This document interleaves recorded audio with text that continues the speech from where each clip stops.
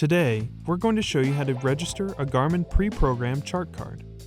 When registering a pre-programmed chart card, keep in mind that once registered, it is permanently registered to that account and cannot be transferred or re-registered to a different account. You will want to have Garmin Express downloaded and open on your computer, along with an SD card reader. You will also want to have the pre-programmed chart card ready.